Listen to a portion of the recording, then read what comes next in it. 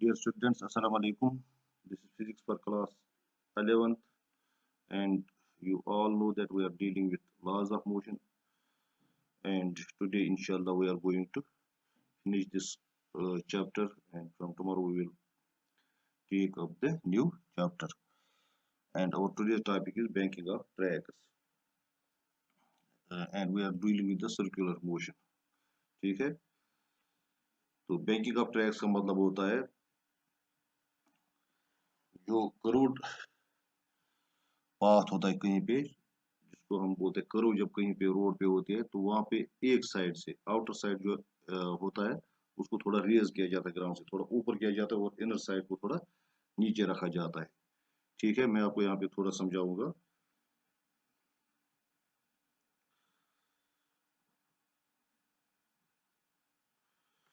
अगर ये मान लीजिए करोड़ पाथ है, यहाँ से आप आ रहे हैं तो आपको करोड़ लेने हैं यहाँ से। ठीक है, आप यहाँ से आ रहे थे। ठीक है, तो यहाँ पे आपने एक करोड़ ट्रैक बनाया। ठीक है, तो ये साइड जो होगा ये हो गया आउटर साइड, ये वाला। आप देखना वहां पे जाओ के यहाँ पे थोड़ा मोटा किया होगा इस साइड को। ठीक है, ये मोटा किया जाता है वहां पे, यानी ऊपर किया जाता है इसको।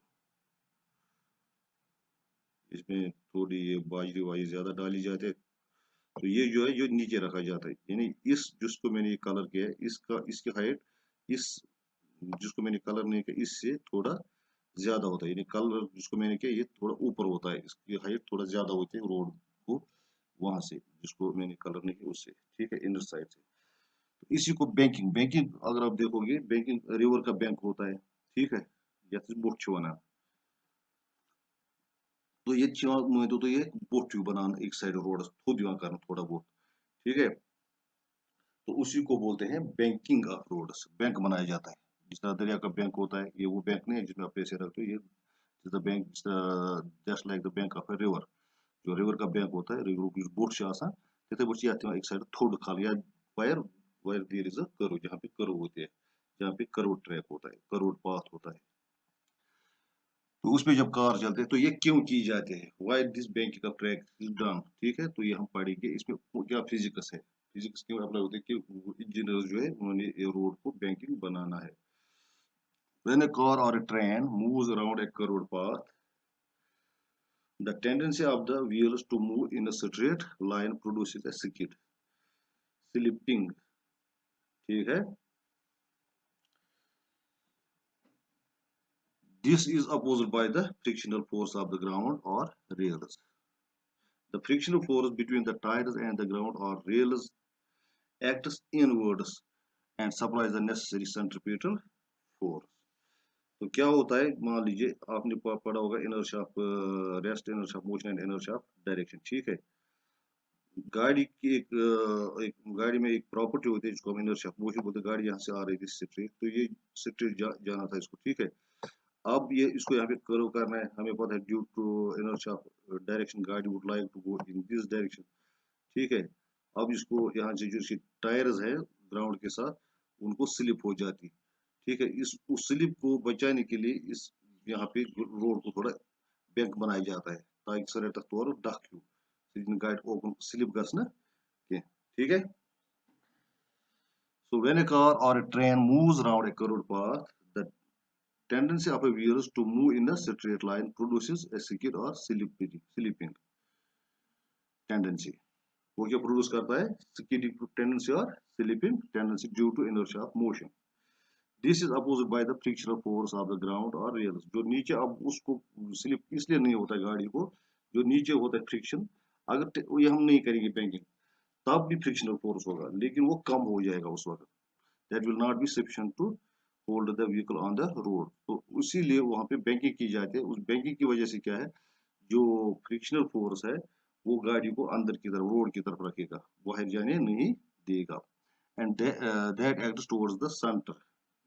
जो यहाँ पे फ्रिक्शनल फोर्स यहाँ पे होगा दिस रोड की वजह से, अगर गाड़ी जा रही थी इस साइड में, ठीक है, अगर गाड़ी को इस साइड में स्किड होना था या स्लिप होनी थी, तो फ्रिक्शनल फोर्स जो है वो इन अपोजिट डायरेक्शन में एक्ट करेगा। This will be the frictional force. ठीक है, इस तरह से इस फ्रिक्शनल फोर्स की वजह से क्या है, it provides the necessary centrifugal force. जिस तरह मैंने आपको बताया, जो सेंट्रीफ्यूगल फोर्स है that acts towards the centre of body, towards the centre of circular path. ठीक है, जिस तरह सन, जो अर्थ है, it revolves around the sun, and the gravitation force between the sun and the earth provides the necessary centrifugal force. इसी तरह यहाँ पे जो है ये फ्रिक्शनल फोर्स, जो भी फोर्स गाड़ी को अंदर की तरफ रखेगा, सेंटर की तरफ रखेगा, उसी को बोलते हैं फिर centrifugal force. If the bend is too sharp और the road is too slippery, मैंने बोला अभी हमने बैंकिंग नहीं की है, ठीक है। अगर बेंड ज्यादा शार्प होगी, ठीक है, या ज्यादा स्लिपरी होगी, तो the friction force may not be sufficient to hold the wheels on the curved path. तो जो फ्रिक्शनल फोर्स वहां पे होगा, जो कर्व्ड पाथ पे रखता है गाड़ी को, शायद वो कम पड़ जाएगा। This may result into a serious accident, इसकी वजह से सीरियस एक्सीडेंट हो सकता है due to skidding. This is prevented by the banking of the curve track. तो अब हम कर्व ट्रैक पे क्या करते हैं, बैंकिंग करते हैं। बैंकिंग क्या होती है, the outer edge of the road और the outer rail of the railway track. अभी आपको रेलवे ट्रैक तो दूर दूर है, उसको छोड़, जिसको हमने देखा नहीं, लेकिन अब मैं रोड की बात करूंगा। The outer edge of the road और the railway, outer rail of the railway track. Outer rail क्या होता है, पटरी जिसपे ट्रेन चलती है, ठीक है।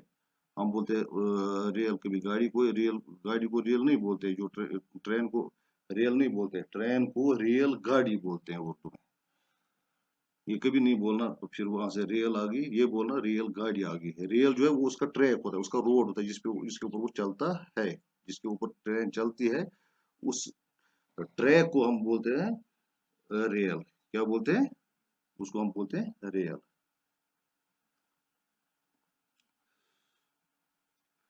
The outer edge of the road or the outer rail of the railway track is slightly raised above the level of the inner edge.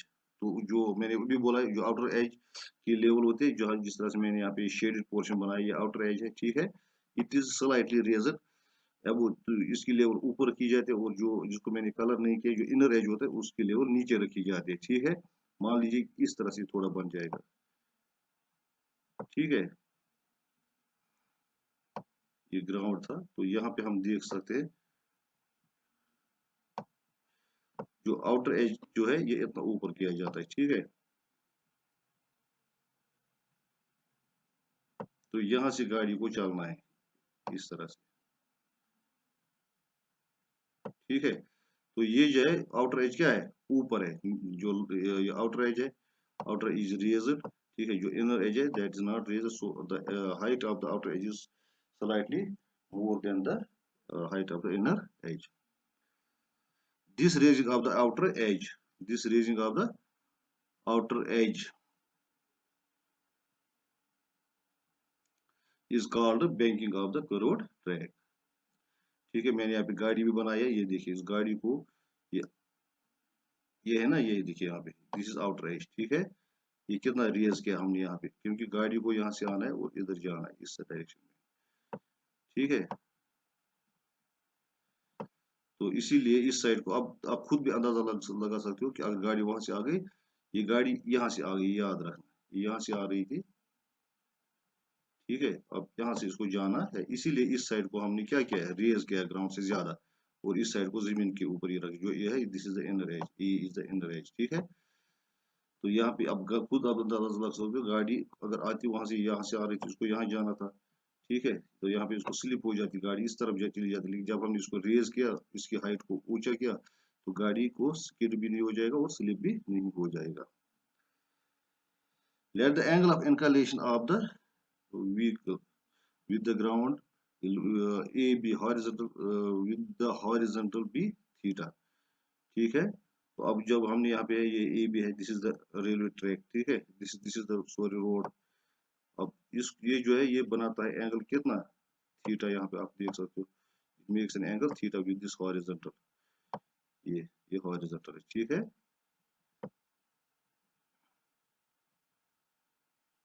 Eight a place where the track is circular, तो आप हमने देखा वहां पे track क्या है, circular of radius R. अब इस सर्कल का रेडियस जो है वो कितना है, आर है।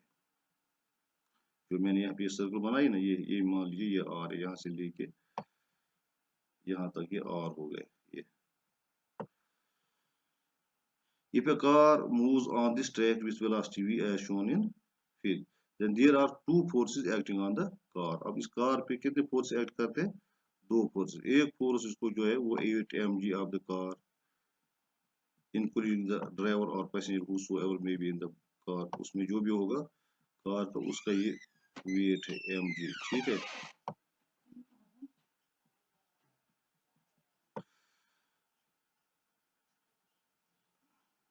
So weight W is equal to mg of the car acting downwards, ये डाउनवर्ड की तरफ एक्ट करते हैं। Then there is normal reaction or acting normally on the car or track, जो ये है ये नॉर्मल रिएक्शन है, ठीक है। अभी मैंने आपको बोला ये normal reaction, it makes an angle of 90 degree with the surface of the car, not with the ground, ठीक है। तो यहाँ पे इसने 90 डिग्री, इसलिए उसको बोलते हैं नॉर्मल रिएक्शन। ये हमेशा 90 डिग्री बनाता है किसके साथ? सरफेस ऑफ द रोड के साथ, but not with the horizontal, इस ग्राउंड के साथ ये नहीं बनाएगा, but MG always acts downward, ठीक है। The normal reaction R can be resolved into two rectangular components. अब हमें mg देखने में, जो mg नीचे which was acting downwards, इसके अपोजिट में कितना फोर्स होगा नॉर्मल रिएक्शन का? अब नॉर्मल रिएक्शन का आधा फोर्स इस साइड में होगा, अपोजिट टू mg आधा इस साइड में होगा, उनको बोलते हैं रेक्टेंगुलर कंपोनेंट्स। तो मैंने यहाँ पे लिखा है this is r cos theta, ठीक है, क्योंकि अब थीटा यहाँ पे ये है, this is theta, you can prove it mathematically. अगर ये थीटा ये वाला, if this is theta then this is also theta, इसीलिए ये r cos थीटा होगा ये ऊपर। वरना आप अगर फिजिक्स में देखो या टीचर से पढ़ोगे वो बोलेंगे r sin थीटा, क्योंकि वो हमेशा ऊपर की तरफ जो कंपोनेंट जाता है उसको वो बोलता है ये r sin थीटा। ये जरूरी नहीं है, थीटा डिसाइड करेगा, जिस साइड के साथ थीटा होगा वो r cos थीटा होगा, ठीक है, और ये r sin थीटा होगा दूसरा, ठीक है। तो एक है r cos theta, r x r cos theta acting vertically upwards, ठीक है, and r r sin theta acting horizontally inwards, वो ये वाला है, ठीक है, दूसरा कंपोनेंट मैंने दिखाया। अब weight mg is balanced by this component rx, ठीक है, therefore w is equal to rx and mg is और mg is equal to r cos theta, क्योंकि w is equal to mg और rx is equal to r cos theta. Horizontal component Ry is balanced by the necessary centripetal force। अब नीचे जो है centripetal force उसको ये मैंने अभी आपको बताया दिस, ठीक है, यहाँ पे जो है that is centripetal force, centripetal force is equal to this r cos theta, or you can say that r sin theta provides the necessary centripetal force, so Fc will be equal to Ry। और अभी पता है centripetal force के लिए हमने expression निकाली, it is mv square by, और जो हमने कल पढ़ा है आपको that is mv square by r is equal to r sin theta, ठीक है। Now let me denote this equation by second. Now dividing equation 2 by equation 1 we get mv square by r mg is equal to r sin theta by r cos theta, ठीक है। अब r और r cancel हो जाएगा, यहाँ पे right side में ये r और ये r कैंसिल हो जाएगा, ठीक है। तो there will be sin theta by cos theta and sin theta by cos theta is equal to tan theta, ठीक है। तो इस साइड में m और m कैंसिल हो जाएगा लेफ्ट साइड में, तो लेफ्ट साइड में हमें बच जाएगा v square by r is equal to tan theta, ठीक है। Equation 3 shows that the angle of inclination theta depends upon the velocity of the car and radius r of the curve। ये दो चीज, g is constant, क्योंकि g का value हमें पता है इट इज 9.8। अब जो r है this is the radius of the curve, जो कर्व यहाँ पे मैं इसको यहाँ पे दिखाऊंगा, कोई कर्व इस तरह होगी, इसका जो रेडियस है वो ज्यादा होगा, ठीक है, और कोई कर्व शार्प होगी, ये देखिए इसका रेडियस कम होगा। तो जिसका रेडियस कम होगा, ठीक है, उसका थीटा ज्यादा होगा, उसको थीटा ज्यादा बनाना पड़ेगा, यानी अगर रेडियस इज शार्प, जो थीटा है वो हमें ज्यादा बनाना पड़ेगा, ज्यादा रेज करना पड़ेगा ग्राउंड को, ठीक है, यानी एक साइड में एक एज को ज्यादा रेज करना पड़ेगा, वही हो गया, थीटा ज्यादा होगा उस वक्त। इसी तरह से जी तो हमें पता, जी छोड़ दीजिए वो कांस्टेंट है, अब वी ज्यादा होगी थीटा भी ज्यादा होगा, ये इस पे डिपेंड करता है If V is large, R is smaller, then tan theta will be larger and theta will be larger. यानी जितनी स्पीड गाड़ी की, अगर हमें पता है यहाँ पे हमारी यहाँ गाड़ी की ज्यादा से ज्यादा स्पीड 100 होगी वो, ठीक है।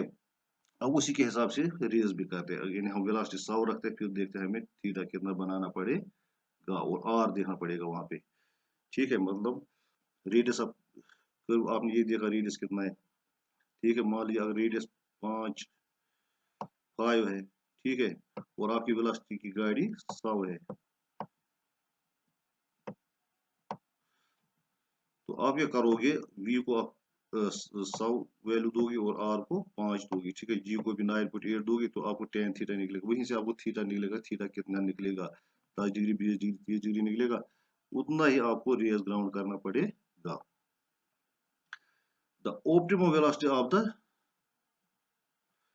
Vehicle on the banking of track is given by v square bye, अब वेलोसिटी कितनी होनी चाहिए अगर हमें पता है, देखिए जहाँ पे ट्रैक होगा वहां पे हमारी वेलोसिटी कितनी, अब v square by r is equal tan theta, it means v square will be equal to rg tan theta and then v will be equal to square root of rg tan theta, ठीक है। अब r का value आप दे दीजिए 5, g का value दे दीजिए 9.8 और मान लीजिए थीटा, ठीक है। आपने बनाया है वहां पे, अब हमें पता नहीं है, इंजीनियर ने बनाया, उसने थीटा रखा है वहां पे 10 डिग्री का, कितना रखा होगा 20 डिग्री का, ठीक है। तो फिर हमें देखने, हमें कि गाड़ी की कितनी ऑप्टिमम स्पीड, मैक्सिमम स्पीड कितनी रखनी होगी वहां पे करोड़ पाथ पे, ठीक है। तो इसीलिए जो इंजीनियर्स होते हैं वो वहां पे फिर करोड़ पाथ में लिखते हैं optimum speed must be this much, क्योंकि उन्होंने निकाल दिया होता है, उन्होंने आर का वैल्यू दिया होता है वहां पे, उन्होंने रेडियस भी निकाला होता है, radius of the crore path कितना है, उन्होंने जी का वैल्यू 9.8 भी दिया होता है, और उन्होंने थीटा बनाया होता है वहां पे। मान लीजिए उन्होंने 2 फुट आउटर एज को ऊपर किया होगा, तो वहां पे वो देखते हैं एंगल कितना बनाया उन्होंने, वो वही एंगल का वैल्यू सब कुछ करते हैं, फिर वो लिख के रखते हैं वहां पे बोर्ड, शॉप करो हेड और करो हेड, फिर वहां पे यहाँ पे तो नहीं लिखते हैं, लेकिन दूसरी जगहों पे लिखा होता है, the optimum speed must be this not, that is the speed of vehicle must not exceed this, इससे आपकी स्पीड ज्यादा नहीं होनी चाहिए, so that we may avoid the accidents. And hence, if there is no banking of track, there are greater chances of fast moving vehicle to overturn, यानी वो गिर overturn हो जाएगी, ठीक है, उलट जाएगी गाड़ी। ये था बैंकिंग ऑफ ट्रैक्स के बारे में, हम बैंकिंग क्यों करते हैं। अब बेंडिंग ऑफ साइकिलिस्ट, अगर आप में से कोई साइकिलिस्ट है, वो जब करोड़ के पास तो उसको वहां पे क्या करना पड़ता है, बैंड करना पड़ता है अपने आप को, साइकिल को बैंड करना पड़ता है, क्यों। A cyclist traveling along a circular path, ठीक है, circular path और circular curve of a corner has to bend or lean himself towards the center of the curve, उसको बेंड करना पड़ता है सेंटर ऑफ कर्व की तरफ, ठीक है। मसलन अगर ये यहाँ पे एक करोड़ पाथ है, ठीक है, तो साइकिलिस्ट जब आता है तो उसको इस डायरेक्शन में अपने आप को बेंड करना पड़ता है, या साइकिल को ही बेंड करना पड़ता है, हैज टू बेंड और lean himself towards the centre of the curve, ठीक है। व्हाई, तो वो पढ़ेंगे, to prevent the slipping of the cycle, मैंने अभी बोल दिया, अगर वो बेंड नहीं करेगा तो उसको उधर जाना पड़ेगा बाहर। Consider cyclist of mass M, जो ये मास एम यहाँ पे, ये साइकिल प्लस इस राइडर का मास है, total mass of cycle and rider जो उसको सवारी करता है, उन दोनों का मास है। मान लीजिए अगर साइकिल का मास है 50 केजी और राइडर का मास भी 50 केजी, तो दोनों का बन गया 100, तो जो यहाँ पे एम है, दिस एम इज 100 नॉट 50 और 50, ये राइडर का मास है, न सिर्फ ये साइकिल का मास है बल्कि दोनों का है, दोनों का टोटल मास है, ठीक है, ऐड करके। Mass of cycle and rider moving along a curved path of radius R, अब जो करोड़ पाथ है उसका रेडियस कितना है, आर है, with velocity v as shown in figure.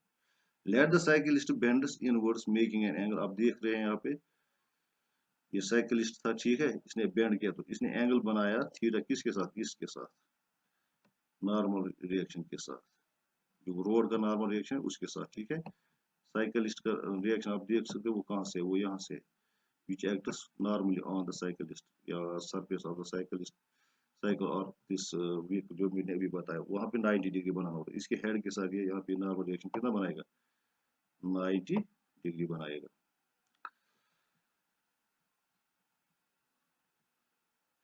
The various forces acting on the cyclist और अब साइकिलिस्ट पे कितने फोर्स एक्ट करते हैं, एक ये है weight M G that always acts inwards downwards towards the centre of the earth, ठीक है, इसीलिए हम इसको यहाँ पे लिखते हैं।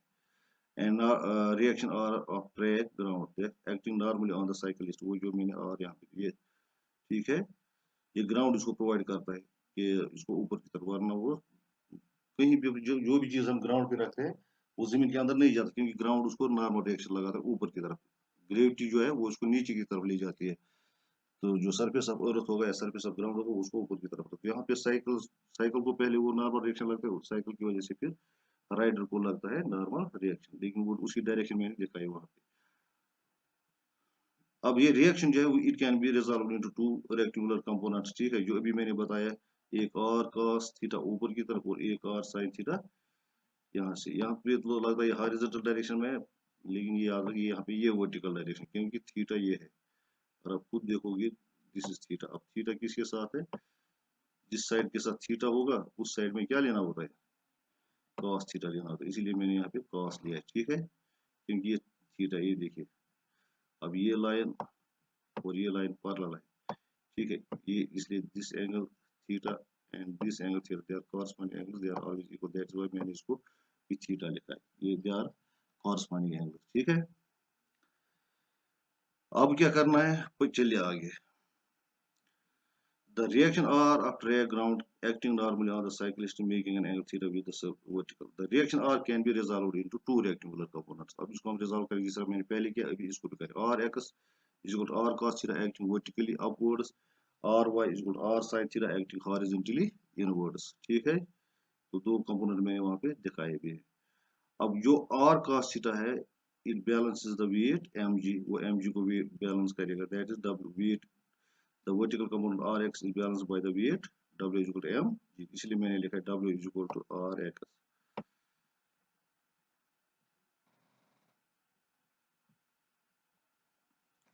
that is W is equal to Rx, ठीक है, और W का mg के बराबर होता है, and Rx is R cos theta. Let me denote this equation by first. The horizontal component Ry is balanced by the necessary centripetal force, तो उसको centripetal force बैलेंस करेगा, that is Fc is equal to Ry, ठीक है। It implies mv square by r is equal to r sin theta. अब वही करेंगे जो मैंने पहले किया, divide equation second by equation first, we get mv square by r mg is equal to r sin theta by r cos theta. अब sin theta by r cancel हो जाएगा, sin theta by cos theta is tan theta, so we will get v square by rg is equal to tan theta, or theta is equal to tan inverse v square by rg. From equation 3 we see that greater the speed v and smaller the curve, the more the cyclist will bend inwards, ठीक है, from the vertical, that is theta must be very large, जितना ज्यादा curve होगा उसको उतना angle ज्यादा bend करना पड़ेगा, बल्कि रोड के नजदीक आना पड़ेगा। अगर आपने देखे होगी वो साइकिल, ये जो रेस होती है टीवी पे देखी होगी, वहां पे जब वो कर्व के पास पहुंचते हैं तो वो जो अपना नी होता है, उनका घुटना होता है, वो जमीन के साथ लग जाता है, इतना वो बेंड करते हैं वहां पे। वजह ये है कि जितना बेंड ज्यादा होगा उतना ही थीटा भी ज्यादा होना चाहिए। थैंक यू फॉर वॉचिंग, और ये लिखना अपने नोट